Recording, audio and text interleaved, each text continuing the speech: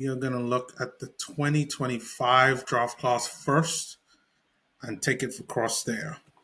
So I've got a few notes that I've written down just to allow me to kind of go through. We're going to go through all 60 guys now. All 60 guys that got drafted in June. And we're also going to look at the guys that got drafted last year as well and go through there. But let's start with number one. Cooper Flag. We all know he's the boy wonder. He's the one that everybody is looking at. Somebody that I think has got a great immense of talent. He's looking like his comp is for Scottie Pippen. And I really like what he produced, especially in Summer League. So in Summer League, he averaged 20 points per game, 5 rebounds. But this is only after a couple of games, and we really got shut down. But I think looking at some of the highlights of what he did in college, what he showed in Summer League, I definitely think that he has a lot to prove. And with the injuries that the Dallas Mavericks have got, I think what everybody's saying is that he's probably going to be playing at least a little bit of playing as a point guard. We saw some of that during Summer League, him driving the ball up. But like with every rookie, there's going to be a bit of a kind of betting in period. He needs to get climatized to the NBA, climatized to the speed. Everybody's going to really be gunning for him. You know, he's the main guy to kind of watch out for. And even though I do think that he's a very talented player, compared to this with someone like Victor Wembanyama a couple seasons ago, I wouldn't necessarily put him on a Victor Wembanyama level, but I do think that he's a very talented player, someone that is probably going to be at least one of the faces in the league 5 years from now, but isn't necessarily going to be the one that you kind of look forward to as of right now. Then you got the number 2 pick, Dylan Harper, with the San Antonio Spurs. Really good, solid player. He had a couple of games there in Summer League before he also got shut down. Played against my Utah Jazz and honestly had a good run out. Average, got 16 points, four rebounds, 2 assists, and 1 steal. Shooting 35% from the field, but only 12.5% from three. You would obviously think a lot of those stats are going to improve. It's going to be quite difficult for him, in my opinion, to get a lot of games. I know everybody's saying that he could play with Stephen Castle, who I'll also be talking about later on in today's show. But I do think that, again, with him, it's going to be time. I know he's had some injury issues as well. That's something that he's going to have to also deal with. But again, I think he's a good quality player. He's someone that if we didn't have Isaiah Collier and if we didn't have Walter Clayton Jr. for the Utah Jazz, I'd want him at the Jazz within a heartbeat. I think he's a very good player. Comes from great stock, being the son of our former NBA player and Chicago Bulls champion Ron Harper. There's a lot there, and we could constantly take that away from this. Is that he's a good, talented player and one to really look out for. The number 3 pick, VJ Edgecombe, shooting guard. I was super impressed by him. And if you were watching my YouTube shorts, I really loved what he was doing in Summer League. Like, his athleticism is so crazy good. I'm loving it. Like, there's no 76ers fan that would be thinking, we don't like this guy. Like, you have to like VJ Edgecombe. To hear his story from living off of a generator for years in the Bahamas, then obviously moving to the States to really begin his basketball career, playing it in the high school system, and then eventually going to college. Such a good player. And he was probably one of the few rookies that I would say that he looked like he was ready from day one. And I think part of that is to do with the athleticism, the body that he has. You just have to love what he was able to really showcase there. And he is someone that, if given the games, which I don't think he's going to be able to get that many games for the 76ers, I definitely think that there's going to be a lot of prioritization. If he's able to get on the court, he's really going to be able to show people what he can do. And for me personally, I really like seeing what he can do as a player, what he's shown in Summer League. I love it. I just hope he can be able to replicate that as the season goes on. When he plays the Wizards, 15 points with Philly in a 74-58 win over the Wizards. You got to love that production. But when he in his first game, scored over 20. and that's what you love to see from any young rookie coming out. So I'm really looking forward to him. I've got him the top six guys of this draft class. I really have as the six players that I'll be keeping track of really consistently because I definitely think that there's stardom there. Then you have Con Knipper, who was drafted fourth by the Charlotte Hornets, and he averaged 15.6 points, 4.8 rebounds, 3.8 assists, and 1.2 steals in his 5 games over Summer League. Really good player. A lot of the criticism that he had was that, maybe he wasn't going to shoot that well, but from what I saw in Summer League, he was one of Summer League's best players. I believe he was Summer League MVP, if I'm not mistaken, but definitely was one of the best players at Summer League. And I really like what he can show.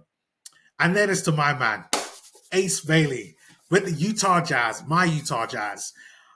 He unfortunately didn't play that many games at Summer League. He only played, I know he played with the Salt Lake Classic a bit, and then I don't think he played any games at Summer League, or maybe just one, but played 18 points, 7 rebounds, 3 assists, and 3 3-pointers made. Just looking at the games that he did play, the defensive side for me that I really saw with the rebounding, I really love what he could bring. Somebody that's super versatile, could play the 2, the 3, maybe even the 4 or the 5 at some point, depending on how the body goes. But right now, a lot of it is going to be about giving him games. Like, he's going to get lots of reps. I expect him to get some time in the G League as well, probably about 10 games or so, at least over the course of the first season in the NBA. But I'm really loving a lot of the options that Will Hardy and the rest of the Jazz organization are going to have with having someone like Ace Bailey in there. I expect him to at least be in the rotation for the Jazz. And I'll be going over in lots of detail with my Utah Jazz kind of prediction breakdown later on in this video. But I really like what I see from Ace Bailey. Again, I just think he just needs reps. And once he gives that more reps, then he'll be able to give us a lot more of what we're able to see from him. Then the number 6, someone that I really enjoyed at Summer League, and that was Trey Johnson, got drafted by the Washington Wizards. Again, he averaged 18 points, 3 rebounds, 2 assists, and 1 steal. He was 7 of 13 from the field in one of the games, and 3 from 5 for one of the games. Like, I saw one of the games that I saw, he's just oozing with confidence. You just saw that he knows he's one of the best players on the floor. And even though he did get drafted by the Wizards, who I do think is pretty stacked with a lot of young players, there's going to be a lot of competition. But like the old saying says, the cream definitely rises from the crop. And I expect to see Trey Johnson basically rise to the crop and be definitely in the rotation, and probably by the end of this coming season be in the starting lineup for the Washington Wizards. I know that's another player who I also like there, just got traded there, Cam Whitmore. I expect him to also get some games. But Trey Johnson, he's the real deal. Like, I could honestly say there's a player there. He's going to be a potential knockout star in the NBA. At the very least, he's going to be a starter, maybe your 4th or 5th guy. But I really love what I see from Trey Johnson. And if we didn't have Keontae, I would take Trey Johnson for the Utah Jazz. I think that they're similar players, and again, like, even though Trey Johnson isn't great at defense, that's something that he's also going to have to add to his game. I definitely feel that Trey Johnson is one to look out for, and I would have loved him at the Utah Jazz. Next is number 7 with the New Orleans Pelicans. It's Jeremiah Fears. Now, Jeremiah Fears, a point guard, probably one of the youngest players in the draft, from what I understand. I think his best game was against OKC, 22 points against OKC. Really loved the fire that he showed in one of the games that he played. He's someone that has no problem giving it. And I really love his confidence, his attitude towards the game. Again, he's probably a project, one of the youngest players in the draft. And he's got a long way to go. And with him being 18, we're probably not going to see the real Jeremiah Fears unless he's getting a lot of games. until probably about year 4 or 5, in my opinion. I think as long as the New Orleans Pelicans have Zion Williamson there, Zion is the guy. Zion is going to be the guy that they kind of given the rock to for the most part. And as long as Zion stays injury free, Zion will start. But to have a guy like Jeremiah Fears there to be able to bring him on, that's someone that you want. And I think he'd be great to have in the rotation. But I think to see a lot from him in the early days, I don't think we're going to see that much from him unless there's a lot of injuries coming to the Pelicans. But I thought that was a good shout out for the Pelicans. Then there was Diego Demon. I didn't see a lot of him during summer league, but I do think that he's a good player. I love his build. Like he's 6'8", 6'9", depending on like which source that you're looking at. Plays as a point guard, but really and truly, if he comes good, he could be truly special. You got a 6'8", 6'9" point guard. Like we haven't seen anything like that. Like someone that's truly impactful at being 6'8", 6'9" since Magic Johnson. Someone that who can create and shoot, and somebody who has the body. He truly could be special. But right now, again, I think he's a bit of a project. Looking at the sources that I've looked at, like his shooting was always questionable, but I have to say in Summer League, he shot the ball very well, but he wasn't that creative in Summer League, but is known for his creativity. So it's going to be pretty interesting dynamic with the Brooklyn Nets and what are they going to do to kind of get the best out of him. They also drafted about lots of players in this draft that we're going to come on though. So I do like what I see from Diego Demon, but again, you're just not sure what he can do and not sure if he's going to get that opportunity. But it's going to be really exciting to kind of watch them to figure it out during the season. So I'll be looking forward to watching the Brooklyn Nets this season. Then there's Colin Murray Boyles, drafted by the Toronto Raptors. He produced a game high 20 points, 9 rebounds, 4 steals, 2 assists in a victory over Golden State Warriors. I thought he was pretty solid throughout this summer league. Again, good solid performance. Is he going to get games to Toronto? That's going to be the key thing. I think that Toronto picked up some pretty good guys during this past draft. And even though a lot of people are seeing them as another side that is still in a somewhat rebuild, I think that they're going to surprise a lot of people this season with the likes of Colin Murray Boyles. Just not sure on how many games that he's going to get, but I'm going to put it that he'll probably get about 30 games, averaging about 12 minutes a game. But again, good solid performance from him. Then number 10 was Kaman Malowach. He got eventually traded to Phoenix. Plays as a center. Obviously, everybody knows he played with Cooper Flagg. And I thought he had an okay summer league. A lot of people say that he wouldn't. Didn't shoot the ball well. I did have to say that. And did look a bit raw when looking at a lot of the games that he played. But it's really going to be there for being a rim protector for Phoenix. But I don't see him being anything more than that. Did try to shoot the three ball, but again, was a bit shaky. But let's see what he manages to do in the NBA. Again, I hope that they manage to get minutes for him. Phoenix have got the likes of Ryan Dunn, who I'll be talking about later on. But I think it's going to be more as a speciality kind of player to use, depending on how things go with injuries. But I expect him to get some type of games. Number 11 was Cedric Coward. He didn't play at Summer League, was injured. Number 12 was Noah Asenge, drafted by the Chicago Bulls. He was probably famously known for getting dunked on Johnny Furphy, which was just insane to see that look on his face. But again, besides from the dunk that he was the victim of, did look like he was a very good player. Loved what he could do. Love his build. Like he's someone with lots of potential. And I think the Chicago Bulls, who are somewhat in a rebuild, they're always they kind of look like they looking for the playoffs, but at the same time, they're not. And I know they get criticism for it, but at least they try. Not sure if Noah Senge is going to get minutes, as Billy Donovan isn't typically a fan of young players and tends to really ease them in unless they really show dominant performance. So I expect him to probably be in the G League for a bit. But I think he'll get games. I'm going to say probably 30, 40 games uh, in the NBA, at least in his first season. Then there's Derek Queen. He had a bit of games, but then he got injured. But so far, I really did like some of the games that I saw from him with the Pelicans, seeing the interaction between him and Jeremiah Fears. But again, he's probably going to have to work on his weight. I hope he's not another Zion who has tons of weight issues, because when he did come at the combine, he wasn't in great physical shape. And I know that's probably one of the things that turns a lot of fans off, and probably turns a lot of coaches off. But like for me, like I'm a big Kenny Lofton Jr. fan. If people might remember, he played for the Utah Jazz for a bit and for the Memphis Grizzlies, and he's someone who always had weight issues. But and I liked it because he could play. And I would say if you can play, you can play.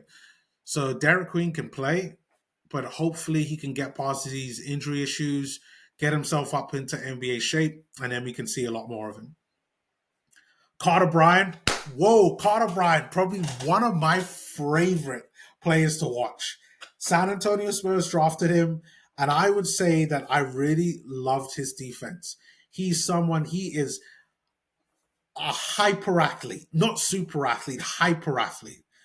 This guy, what he was able to do, he could defend easily 1 through 5. He's long enough to be able to do it. He's athletic enough to be able to do it. The only criticism that I'd really give him is the fact that he's not good offensively. Not a good shooter. Not good at shooting threes. He had a few floaters there. Didn't really have much of a jump shot. But I really love the defensive side. So I think he's going to get games, especially if the Spurs make it to the playoffs. I expect to see him getting games for the Spurs. But really love what he showed at Summer League. Then you got Thomas Sober there. He was completely injured through Summer League. He got drafted by OKC. But again, it's another talented player who was injured that OKC don't really need. So they can like have him be injured for the whole year, and then next year they can play him. Same thing what they done this past year with their last year's draft pick, who was injured for the whole season. He's also going to get some games now. So with OKC, they don't need any players, but they got a really good, talented young player there with Thomas Ober at 15. Number 16, Hansen Yang, or Yang Hansen, depending on who you're talking to. So I believe everybody's calling him Young Hansen. Portland Trailblazers drafted him. I think he was a bit of a surprise one. Everybody knew he was going to get drafted, but didn't think he would be a lottery pick. Didn't even think he would get drafted in the first round. But he was very good. You could tell he was somebody who really understood the game, had great vision on him. This is a guy who doesn't even speak English yet. He has a translator to help translate the message, but he doesn't speak English. But the language he does speak is basketball.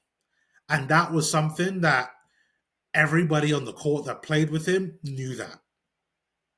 And that was something that I really loved about him. He's someone there that people were dubbing him the Chinese Jokic. He was giving you 10.8 points, 5 rebounds, 3.8 assists, 2.2 blocks over the 4 games that he played. It's not bad. Not bad at all. And his shooting splits, 47% from the field, 33% from 3, and was 87% from free throws. He's someone, he's someone to watch out for.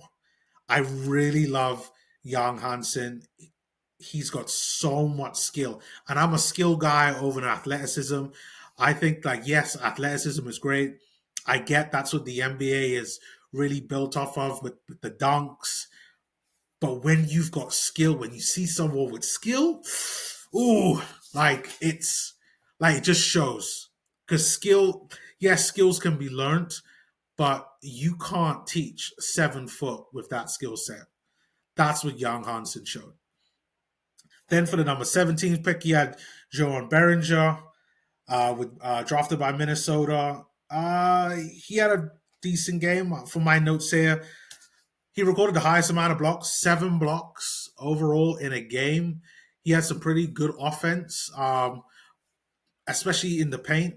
But I thought he was just a decent player overall. Again, someone that I'm really looking forward to seeing. The Minnesota team, I think their starting five is pretty set, but that rotation team behind them, that's where I do think that I'm going to love to see where Joe Barringer could play. How is it that he's going to play with the bench unit and maybe even some of the reserves? How is he going to fit in? That's something I'm curious to see. But I do like that signing there for him. Then number 18 with the Utah Jazz draft, Walter Clayton Jr., point guard, out of Florida. Everybody knows him for what he did at college. I don't even watch college basketball per se, but I got put on him because of what he was doing, like in college. And like, if he could produce anywhere close to what he produced in college in the NBA, he's going to be very good. I like what he was doing at the Jazz in summer league. Started out a bit slow, but proceeded to go up and improve things and had a game where he scored over 20 points, and I really like that.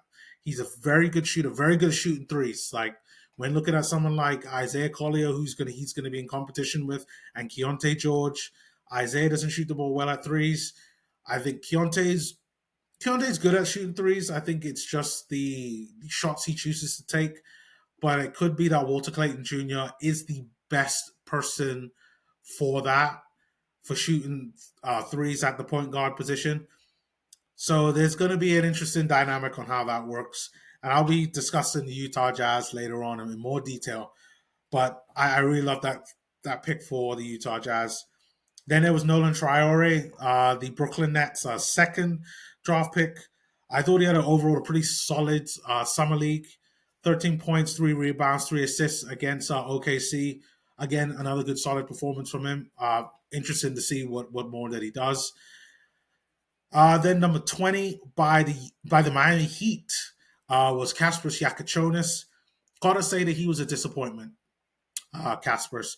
He's somebody that I wanted the Jazz to draft instead of Walter Clayton because I believe that the Jazz needed a big guard, someone that was 6'5", 6'6", and above, that can play both the one and the two and was a natural creator and that could also shoot.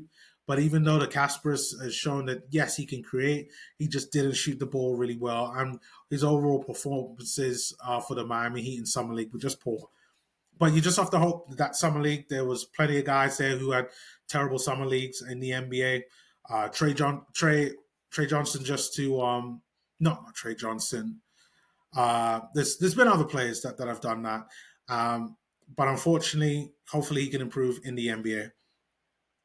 Then you got Will Riley there at 21, drafted by the Washington Wizards.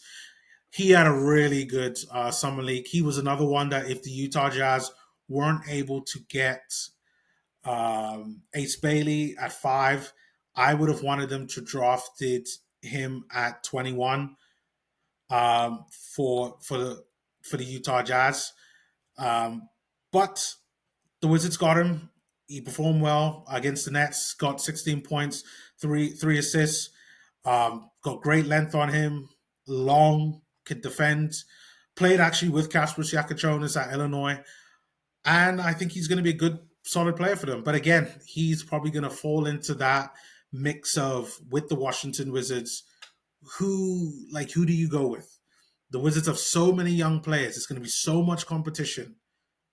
Who really are you going to go with? So I expect there to be lots of battle with the Washington Wizards on who they actually play, and Will Riley is going to be one of them that's going to be involved into that.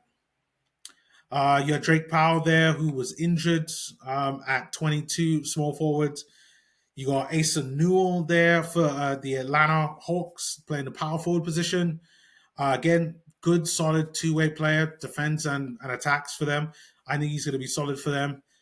Then at 24, you have Nick Clifford, their small forward. I really like what he can give, and I think he's going to do really well for the Sacramento Kings.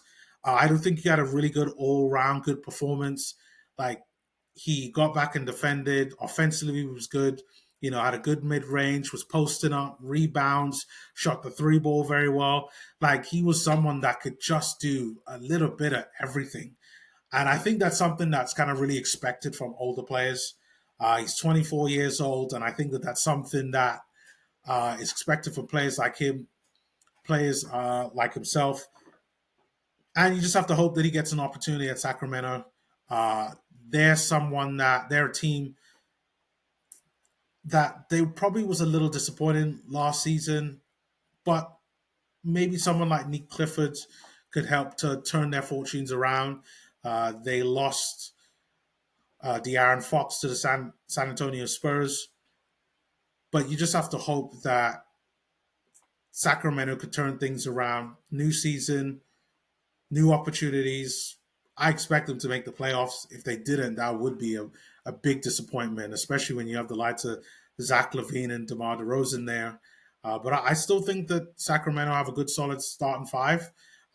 But can their bench? What can they do? That's going to be the key thing for them. For at 25, you got Jace Richardson, drafted by Orlando. He showed he was pretty good. Good round all round performance, great vision, great play. One of the shortest guys in this draft came in at 6 foot during the combine, and it's probably the reason why, in my opinion, why he kind of dropped down in the draft as low as he did.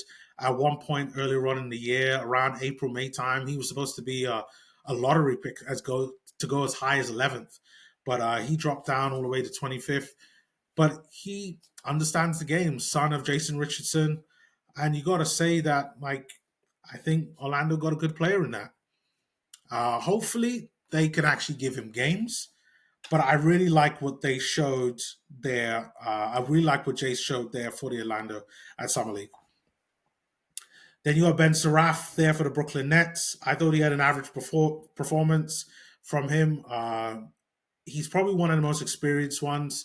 A little bit older, I believe he's 22 years old. Had some time playing in Europe. Now into the NBA draft. Got drafted by Brooklyn Nets. Now he's a big guard, can play both the point guard and the shooting guard position, but he has defensive issues. And that's what you saw there from Summer League. But again, it's early days, but I do like him as a player. But how is that going to translate? Then you got number 27, Danny Wolf there, plays as a power forward. Probably could also play as a center as well, maybe a small ball center, depending on how things go there. Again, another Brooklyn pick. I thought he had a good all-round performance. He is someone that was compared to Kyle Filipowski. And after watching him play at Summer League and seeing some more of his highlights, like I definitely can see that. He's a big guy that can move the ball up the court. He can pass. He can shoot. Like he blocks, he rebounds, like he just does a bit of everything, except he's 6'10". It's the only difference. So I could see this Kyle Filipowski comparisons, but I really like Danny Wolf. And again, like it's another good piece by the Brooklyn Nets and what they can do. Then you got Hugo Gonzalez that played for Boston. I thought he struggled in summer league. Was watching him play with Kenny Lofton Jr., who was on the Boston Celtics summer league team. Wasn't a fan of him. I believe he's probably a bit of a rhythm shooter, if I have to say. And I just like he definitely was up and down on the shooting. But again, it's summer league, so let's just see how things go there. Then you had Liam McNeely drafted by Charlotte. I thought he had a great summer league. I didn't expect him to go as low as he went, but I thought his overall performance was really good, and I really look forward to seeing his progress. I thought Charlotte were great all round, playing with Con Knipple, playing with Zion James, who I'm going to talk about with in a sec. I thought Liam McNeely had a good performance, and I think that probably a lot of people looked at what he couldn't do, but didn't look at more about what he could do. And I think that's one reason why he dropped it. Good performance from him. And then the number 30 pick you had with the Los Angeles Clippers. It was Yannick Conan Niedenhauser. I thought he struggled at first, but was good near the end, summer league. But I thought a decent overall performance with the Clippers. And I mean, the Clippers need all the help that they possibly can with all this Kawhi Leonard stuff. So hopefully he's able to kind of get some games, which, looking at Joel Embiid's injury record, you have to say that he most likely will get some games at some point during this season.